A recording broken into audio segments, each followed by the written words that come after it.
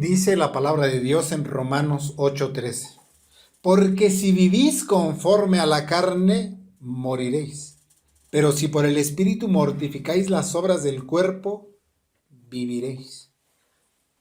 Esto que hemos de observar en la obra del Espíritu en la mortificación en los creyentes, y para poder continuar con el orden establecido y claridad, abordaremos el texto que el pastor puritano John Owen considera el fundamento en estas palabras del apóstol para este sagrado deber. La parte que tomaremos es de este texto.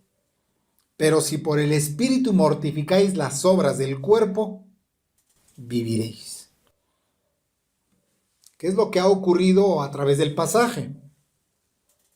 El apóstol ha hecho un resumen de su doctrina de la justificación por la fe y del bienaventurado estado y condición de aquellos que por gracia llegan a ser partícipes de ella, de la justificación. Esto lo encontramos en los versículos 1 al 3 de este capítulo 8. Y entonces procede a aplicarla para la santidad y consolación de los creyentes. Entre sus argumentos y motivos para la santidad, el versículo que estamos tomando contiene uno de los efectos y resultados contrarios de la santidad y del pecado. Es decir, el versículo inicia: si vivís conforme a la carne, moriréis. Pero, por ahora no es nuestra tarea entrar al estudio de la primera expresión del texto. Solo mencionaremos algunas cosas que se relacionan con la segunda parte del texto. En estas palabras del apóstol, el pastor puritano John Owen identifica 5 cosas que son las que procuraremos abordar. 3 de estas cosas las veremos en este tema y las 2 restantes procuraremos verlas en nuestro siguiente tema. Lo primero es que hay un deber ordenado: haced morir las obras del cuerpo. Es un deber. No es una sugerencia ni una débil invitación. El apóstol no le escribe a los hermanos en Roma diciendo: miren, les invito a este deber. Háganlo siempre que tengan alguna oportunidad. Noten que no les dice así, sino que su tono es imperativo. Es decir, establece un deber evangélico. Luego tenemos: pero si por el Espíritu mortificáis las obras del cuerpo, viviréis.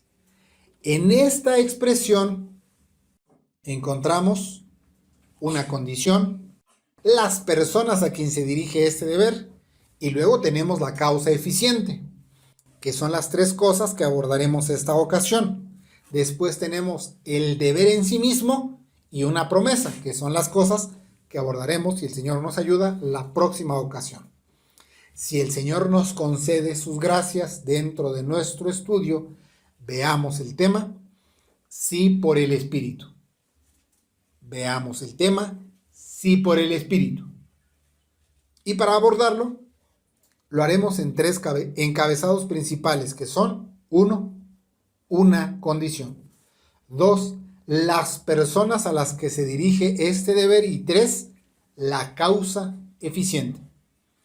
Entremos a nuestro primer encabezado, que es una condición. Nuestro primer encabezado es una condición. Dice la palabra de Dios en Romanos 8:13. Porque si vivís conforme a la carne, moriréis. Pero si por el Espíritu mortificáis las obras del cuerpo, viviréis. Veamos entonces la condicionalidad. Lo primero que aparece en las palabras, tal como se encuentra en la proposición completa, es la nota condicional, que en la correspondencia griega vendría a ser algo así como eide. Literalmente, más sí, que en nuestro texto es traducido como pero sí. Esto dentro de la expresión pero si por el Espíritu mortificáis. Pero sí es una partícula condicional. Las proposiciones condicionales pueden denotar principalmente 2 cosas. cuando nos encontramos con proposiciones de este tipo, tenemos que podemos tener dos cosas. Uno, incertidumbre. Dos, certidumbre. Veamos primeramente en qué sentido se da el aspecto de la certidumbre respecto de esta partícula. Pero sí, la incertidumbre del evento o cosa prometida respecto de aquellas cosas a quien el deber es ordenado. Esta incertidumbre ocurre cuando la condición es absolutamente necesaria para el resultado y no depende de alguna causa determinada conocida por aquel a quien es mandada. Ejemplo, cuando decimos si llueve habrá cosecha, esto es incierto. Lo único que puede hacer el campesino es sembrar. ¿Pero acaso puede hacer llover? No, no puede hacer llover. Pero la condición como causa es necesaria. Es necesario que llueva. Pero esta condición es incierta, ya que no está en él que llueva o que no llueva. En nuestro texto esa no es la intención de la condición. La condición incierta no es la intención de nuestro texto. Este ejemplo se otorga para contrastar lo que no quiere decir nuestra expresión. En otras palabras, el resultado de mortificar no depende del creyente, sino que, como veremos, encuentra su causa en el poder operativo divinamente dispensado o administrado al creyente. Ponemos énfasis en dispensado divinamente, es decir, procede de Dios. Esto se dice porque el resultado no depende de los creyentes. Es decir, el poder para mortificar el pecado no proviene del creyente, pues éste es unido a Jesucristo. En esa unión ya no hay sentencia adversa contra quienes se encuentran en ese estado, ya que este capítulo, el capítulo 8, inicia diciendo: por lo tanto, ninguna condenación hay ahora para los que están en Cristo Jesús. Observen que estos a quienes se les ordena la mortificación se encuentran unidos al Señor Cristo, y en esta unión ya no hay condenación. Por lo tanto, estos a quienes se les ordena mortificar el pecado, por decirlo de alguna manera, no parten de cero, sino que parten de la unión vital con Cristo. Y mediante esa unión, entonces ya no tienen condenación. Es decir, participan de un principio de vida espiritual. Noten, no es que si mortifican el pecado se les dará vida espiritual o eterna.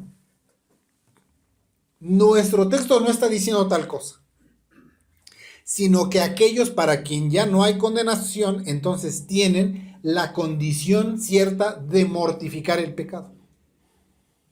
Eso nos lleva al segundo aspecto de las condicionantes.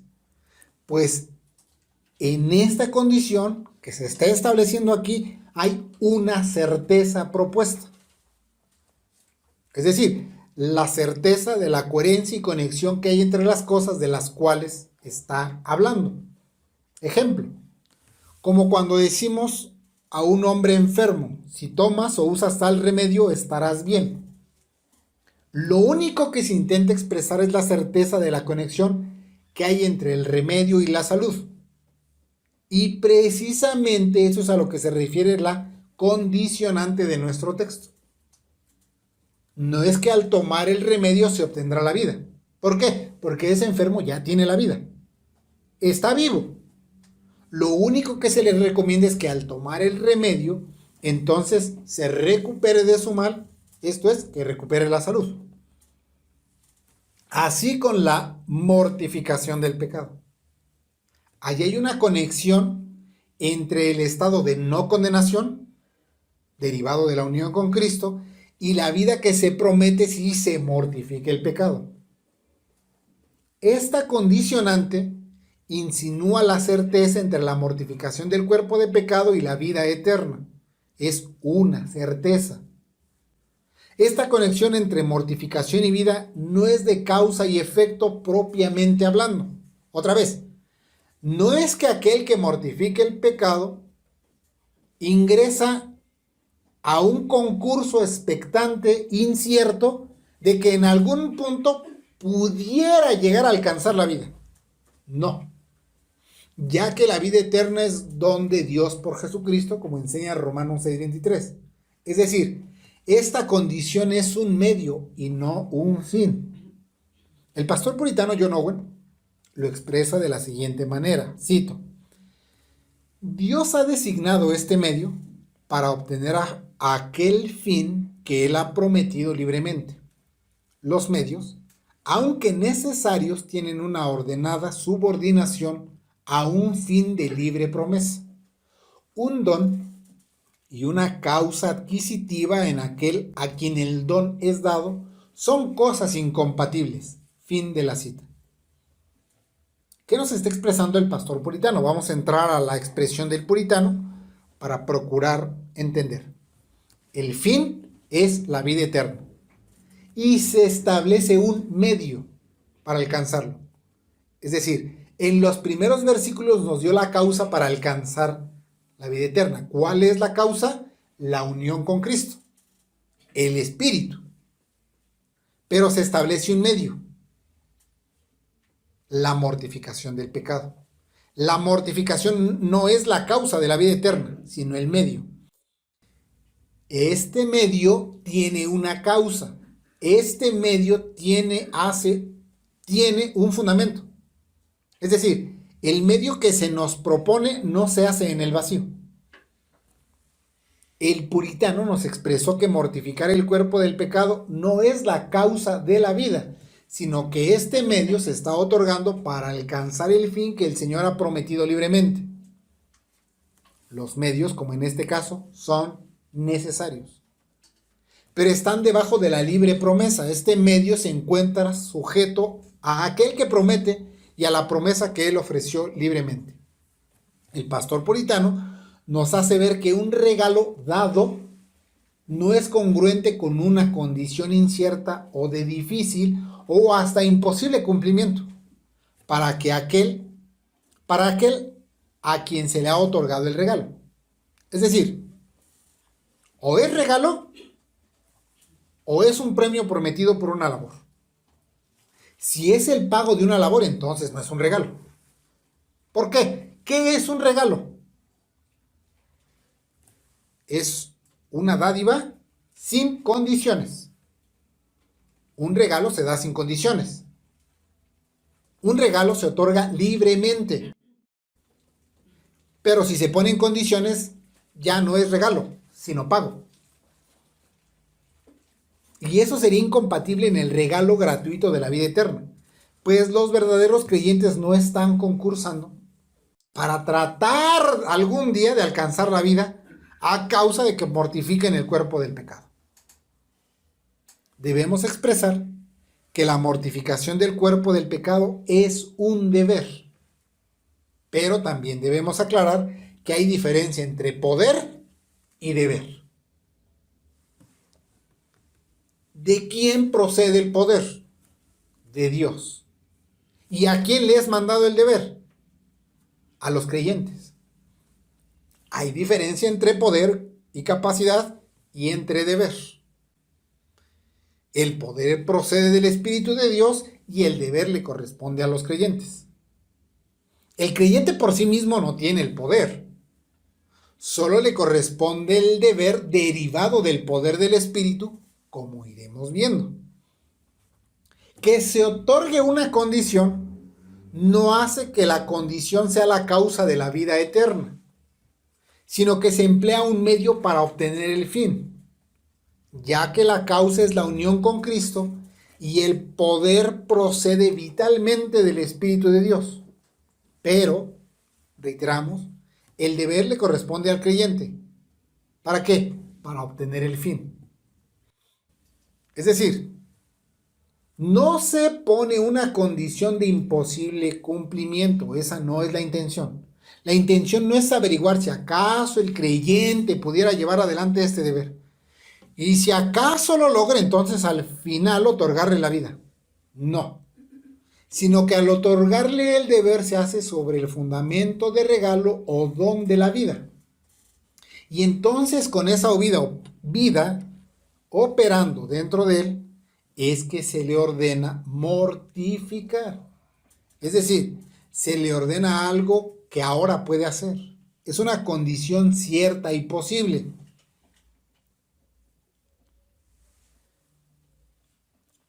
Cuando se dan las herencias, se pueden poner condiciones. Es decir, una condición cierta puede ser que cuando la persona haya fallecido, y si al momento de fallecer la persona, el hijo todavía no tiene los 18 años, la herencia se le otorgará hasta los 18 años. Esa es una, digamos, condición cierta y posible dentro de lo que se puede hacer, si es que continúa el curso de vida. Pero algo que sería de imposible cumplimiento sería condicionarle a ese hijo su estado de casado o soltero. Eso no se le puede exigir en una herencia. Eso sería una incertidumbre, porque no es necesariamente el curso natural que se le otorgue la herencia hasta que se haya casado. Es un asunto incierto. Y aquí lo que se nos está diciendo es que el deber que se le envía al creyente para mortificar el pecado no es una condición incierta. Tiene una condición cierta que descansa sobre la unión con Cristo y la operatividad de la vida del Espíritu Santo dentro del creyente. Por eso la condición es cierta y posible. La intención de esta condición es que haya una conexión cierta e infalible entre la verdadera mortificación y la vida eterna.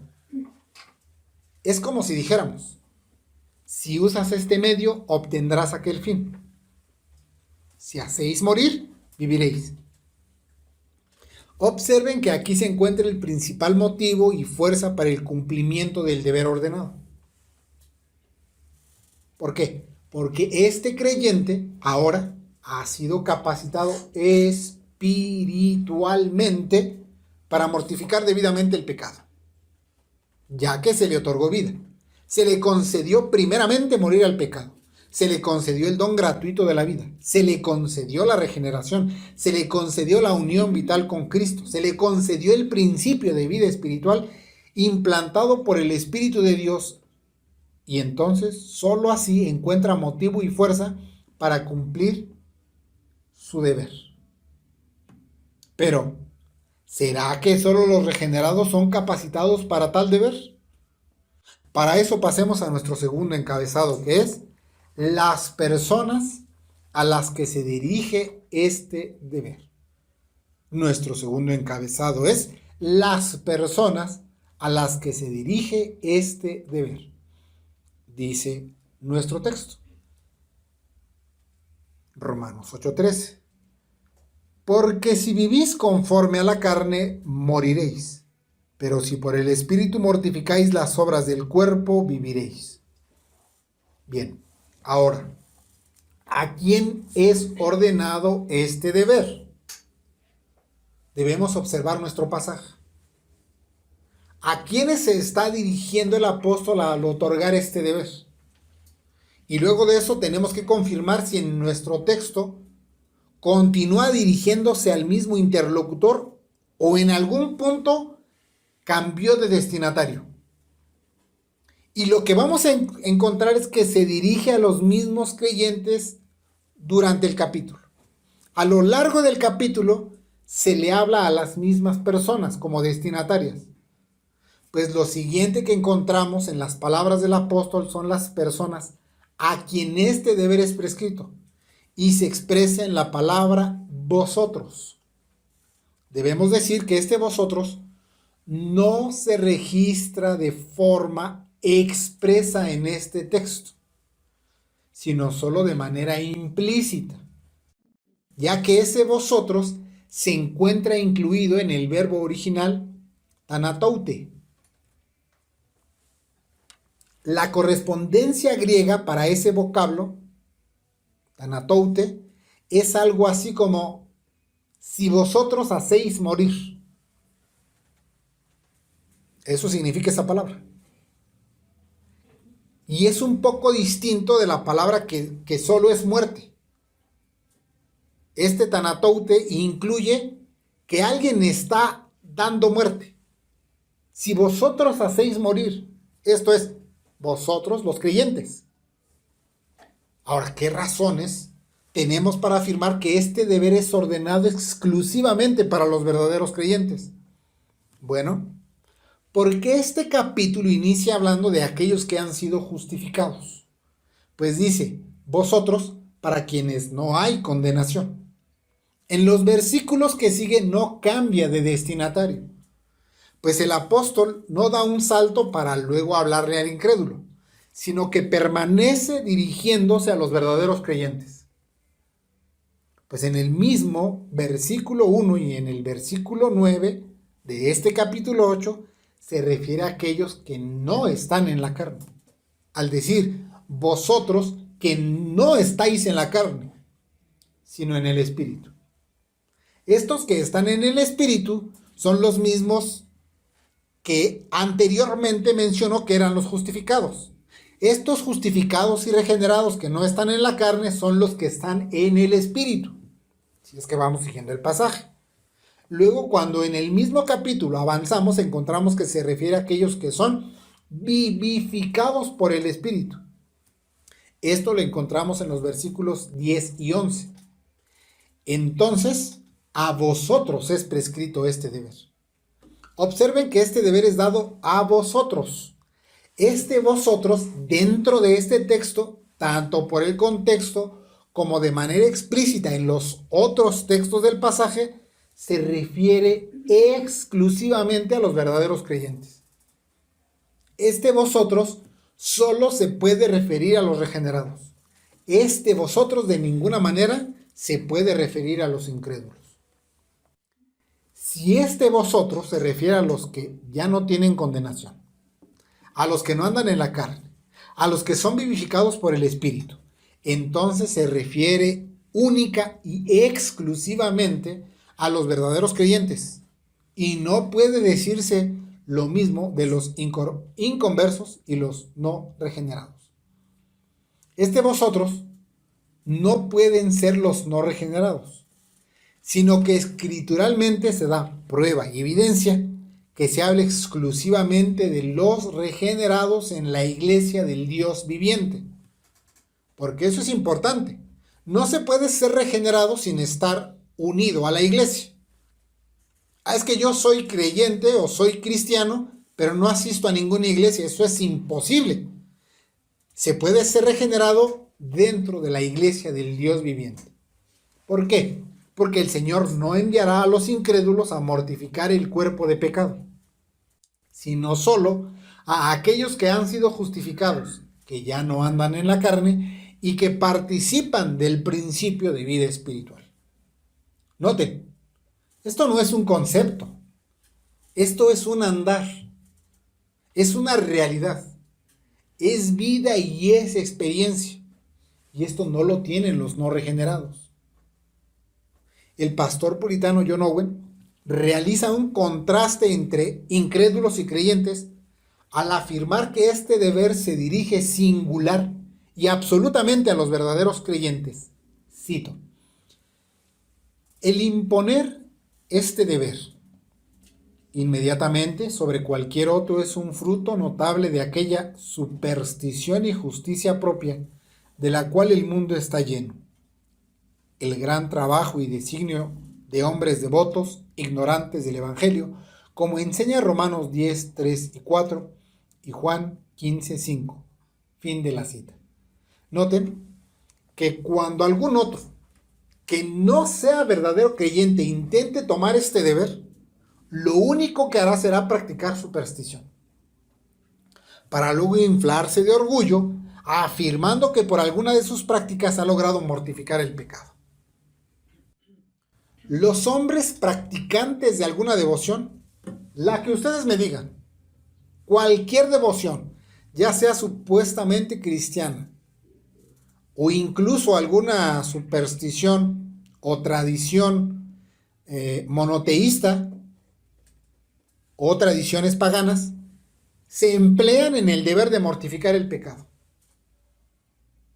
pero lo hacen sin éxito, ya que este deber no está destinado para que lo obedezcan quienes ignoran el misterio del Evangelio.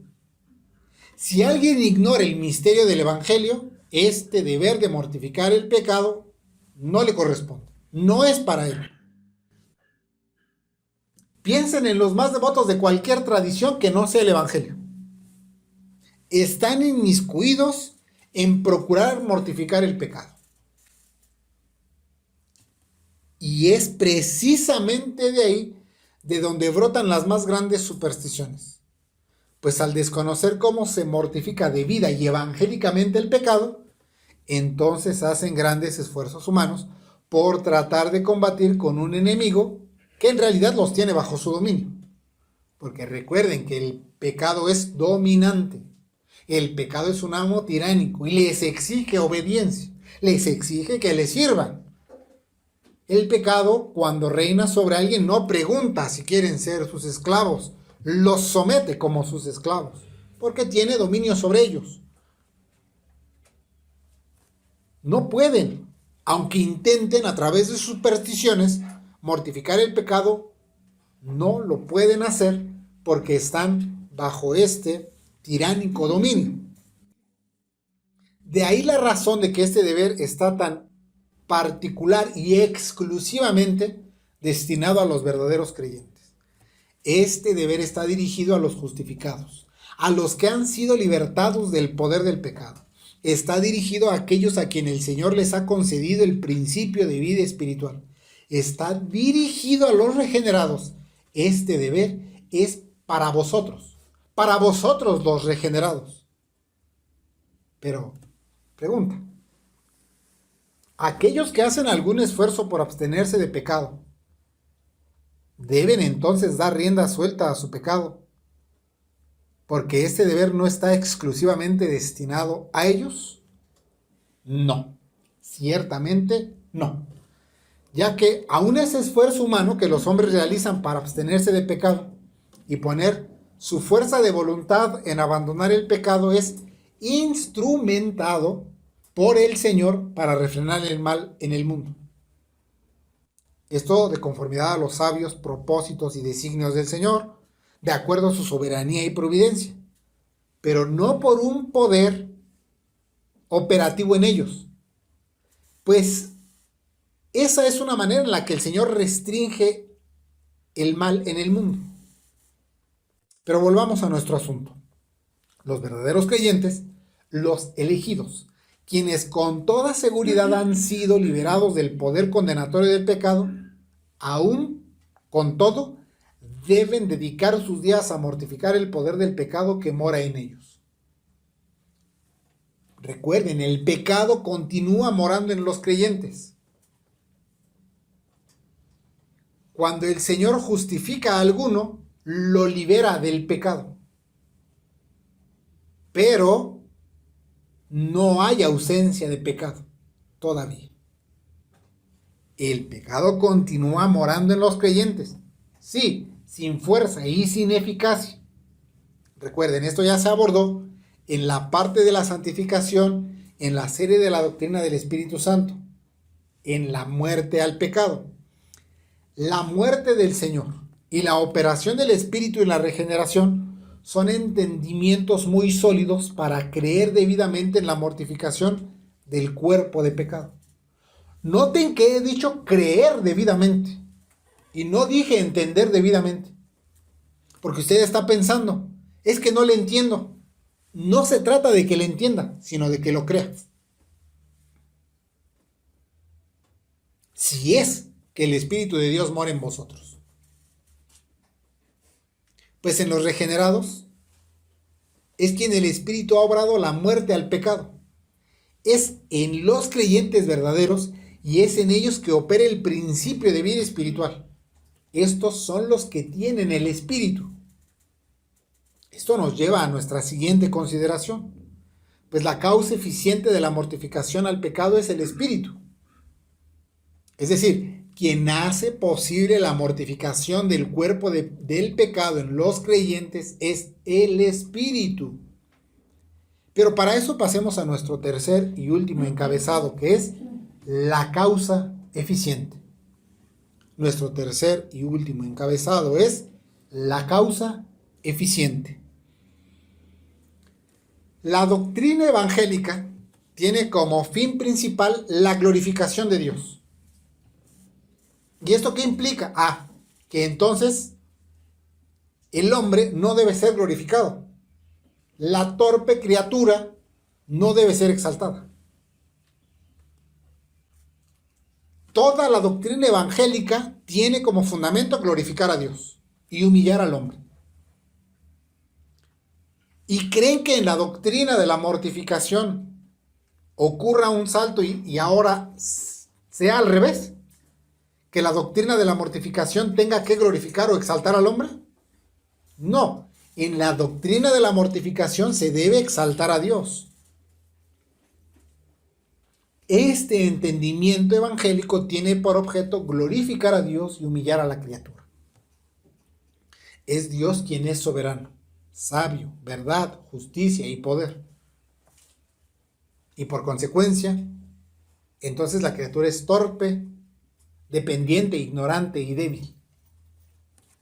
Lo que debe llevarnos a la consideración de que la eficacia operativa en los creyentes procede del Espíritu.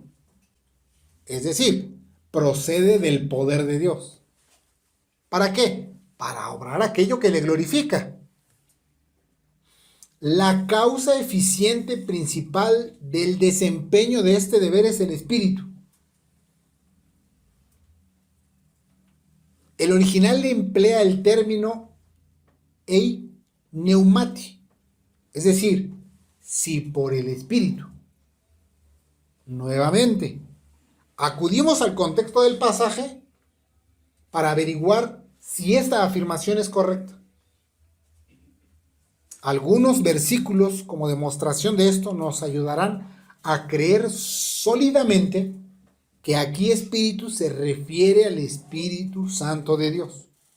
Como ejemplo, el versículo 11 de este capítulo 8 dice: y si el Espíritu de aquel que levantó de los muertos a Jesús mora en vosotros, el que levantó a Cristo de entre los muertos, vivificará también vuestros cuerpos mortales por su Espíritu que mora en vosotros.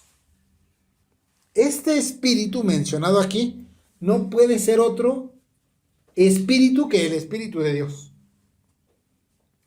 Aunque en nuestro texto solo diga Espíritu, sin decir si es el Espíritu Santo o el Espíritu de Dios o cuál Espíritu, sin embargo, por el contexto en el mismo capítulo, pero en el versículo 9, se afirma que es el Espíritu de Dios.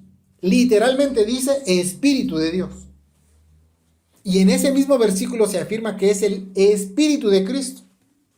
¿Y quién puede ser el Espíritu de Cristo y el Espíritu de Dios? Noten que solo el Espíritu Santo. Solo el Espíritu Santo es el Espíritu de Dios y el Espíritu de Cristo. Y solo Él puede ser este Espíritu aquí mencionado.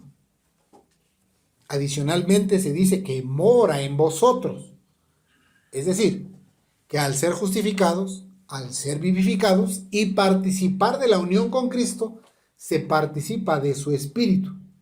Lo que nos confirma que solo se podría referir al Espíritu Santo. Pero eso no es todo. Ya que en el versículo 14 nuevamente se dice el Espíritu de Dios. Y en ese mismo versículo se afirma que el Espíritu de Dios es el Espíritu de adopción. Como ustedes saben, es por el Espíritu de Dios que es posible que un creyente haga oración aceptable. Porque ¿se acuerdan del apóstol Pablo? Una de las primeras cosas que se dice de Pablo es: he aquí, él ora. Pero él era judío y se había dedicado toda su vida a estas cosas. Pero antes eso no había contado como oración. Todos sus ritos, sus rezos y lo que él se había aprendido no era oración. Pero cuando fue regenerado se dice que él ora. El único que puede hacer que una oración sea aceptable en los términos evangélicos es el Espíritu. De ahí que se diga que es el Espíritu que intercede por nosotros. Versículo 26.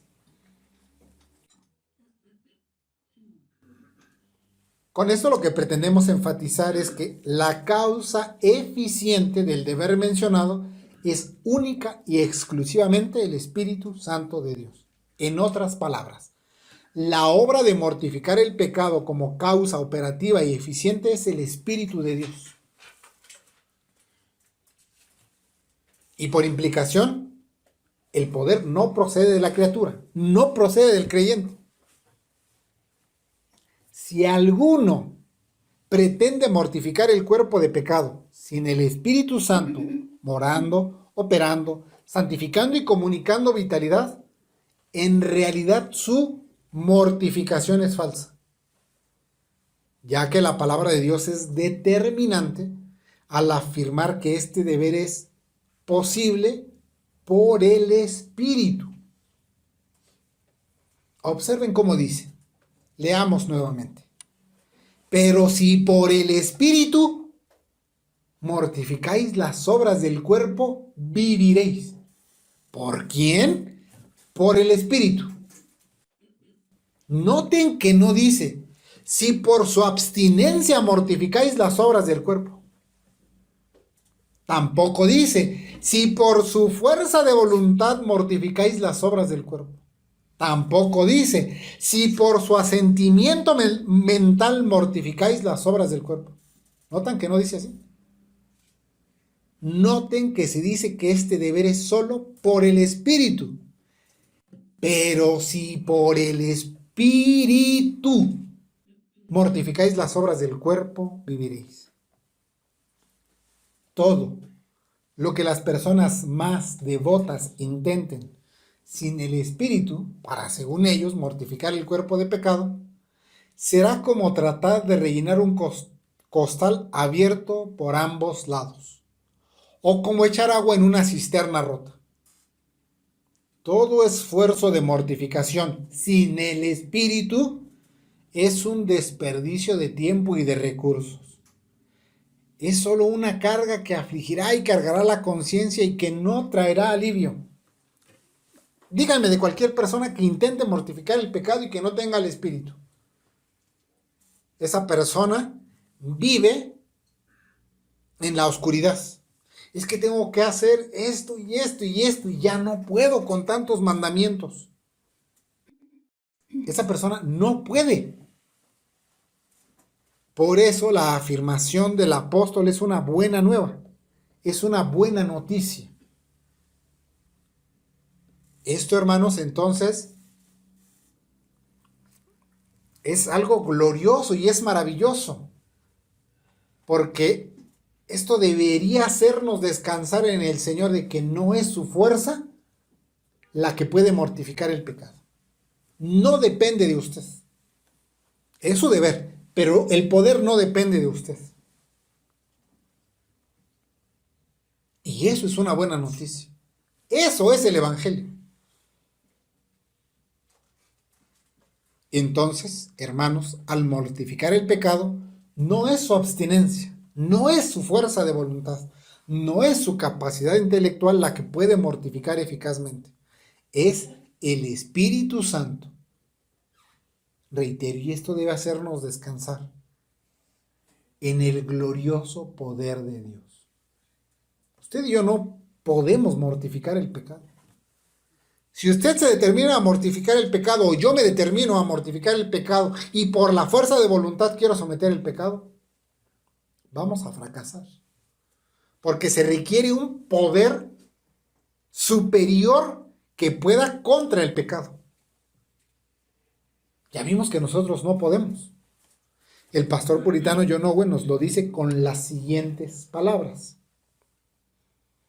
Cito: todos los demás métodos de mortificación son vanos. Todas las ayudas nos dejan sin ayuda. Debe ser hecha por el Espíritu. Los hombres, como el apóstol insinúa en Romanos 9:30 al 32, pueden intentar esta obra sobre otros principios por medios y ventajas administrados en otros sentidos, como siempre lo han hecho y lo hacen.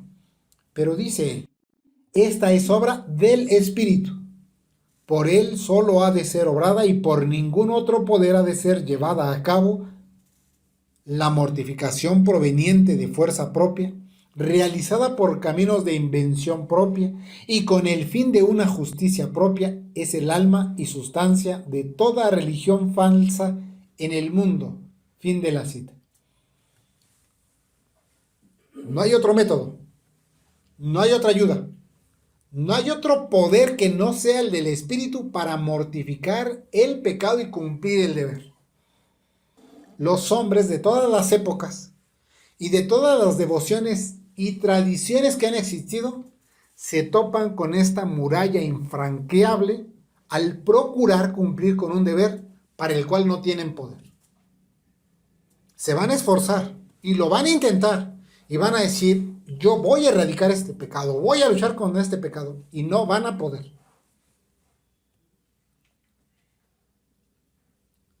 Si usted se pregunta, ¿en qué consiste la falsa religión? Esto se puede resumir en vanos intentos por mortificar el pecado. Intentos sin éxito. Y esto es a lo que se ha dedicado la humanidad, con fundamento en otros principios, métodos y técnicas. La humanidad se ha ideado, ingeniado e imaginado devociones y tradiciones para mortificar el pecado. Y hasta ahora no lo han logrado. Ahí tienen a Gandhi. Ahí tienen al Dalai Lama. Ahí tienen a todos los rabinos. Ahí tienen a la Madre Teresa. Y otros que su devoción era mortificar el pecado, pero sin eficacia. La sustancia de toda religión falsa es la mortificación con fuerza de voluntad, fuerza propia y otras invenciones e imaginaciones, pero solo con el fin de robustecer el orgullo y la idolatría. Yo pude mortificar mi pecado. Yo solito pude contra mi pecado. A mí ese pecado no me domina. Yo hice un voto, una promesa para no caer en ese pecado. Tú solito. Tu mortificación es falsa. Porque la Escritura dice que es por el Espíritu. Pregunten a cualquier persona que sea devota de una tradición o devoción. Pregúntenle, ¿cómo se combate el pecado? Y la respuesta, entre muchos enredos de palabras, va a ser un método, una técnica, un procedimiento, un sistema de prohibiciones y deberes, una receta, un plan a ejecutar, un conjunto de pasos a seguir, pero nunca, nunca, nunca llegarán a mortificar con éxito el pecado, porque pretenden hacerlo sin aquel por quien debe ser hecho. Como no conocen a Dios mediante el Evangelio, se van a inventar cada cosa, cada falso remedio, cada barbaridad y herejía, pero no podrán quitarle su eficacia al pecado. ¿Por qué? Porque este es obra del Espíritu y por él solo ha de ser obrada y por ningún otro poder ha de ser llevada a cabo, nos dijo el pastor puritano. Pues dice nuestro texto, pero si por el Espíritu mortificáis las obras del cuerpo, viviréis. Si alguno ha de mortificar con éxito, eficacia sustantiva y prácticamente el pecado, entonces lo hará únicamente por el Espíritu de Dios. Esto es eficacia contra el pecado. Si usted se ha preguntado, ¿cómo voy a combatir mi pecado? Por el Espíritu. Esto es poder. Esto es el poder de Dios actuando en los creyentes. Este no es un concepto para aprender o memorizar. Esto es una operatividad en la vida práctica. O lo tiene o no lo tiene. No es que se lo deba de aprender de memoria. Esto no es una vana esperanza para mortificar el pecado. Quiere el Señor que esto no sea solo una esperanza lejana en nuestros corazones, sino una realidad operativa, funcional y activa en nuestras vidas. Esta es la causa en el Espíritu como operación divina y real y verdadera para combatir eficazmente el pecado. Oremos al Señor.